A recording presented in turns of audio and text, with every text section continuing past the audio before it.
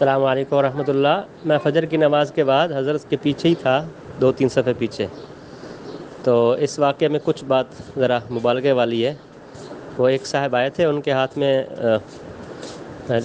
جو کاغذ کا جیسے گل احمد کے جس طرح کے نہیں ہوتے شاپر، جیسے کو گفٹ پیک کہتے ہیں، اس طرح کا کوئی شاپر جو تھا، اس میں پتہ نہیں کیا تھا کیا نہیں تھا۔ اور ایک صاحب حضرت کی مالش کر رہے تھے، عبدالرحمٰن اویس صاحب، 2-3 طلبہ ساتھ تھے، گارڈ پیچھے تھے۔ وہ آیا، اس نے آ کر سلام کیا اور حضرت سے کوئی باتیں کرتا رہا، ہمیں کچھ پتہ نہیں چلا کیا کہہ رہا ہے۔ اور پھر گارڈ نے یہ بتایا کہ اس نے حضرت سے یہ کہا کہ مجھے آپ سے اللہ آدمی میں بات کرنی ہے، آپ ان سب کو الگ کر دیں۔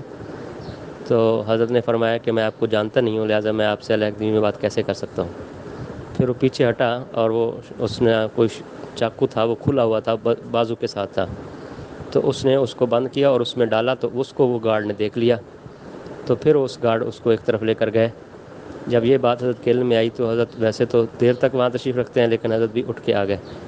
اور پھر یہ بات ہوئی تو حضرت نے یہ فرمایا گارڈز کو کہ ان کو دارالعلوم سے باہر چھوڑ دو۔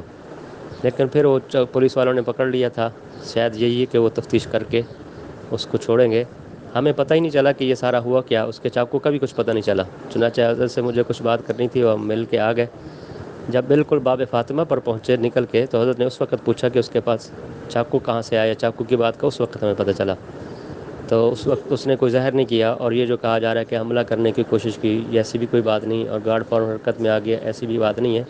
بلکہ جب وہ پیچھے ہٹ گیا تھا تو پھر اس کا یہ اندازہ ہوا، اور پھر حضرت گھر چلے گئے اور گارڈ ان کو پکڑ کے کہیں لے گئے، اللہ سبحانہ و تعالیٰ کہاں لے گئے۔ السلام علیکم ورحمۃ اللہ تعالیٰ۔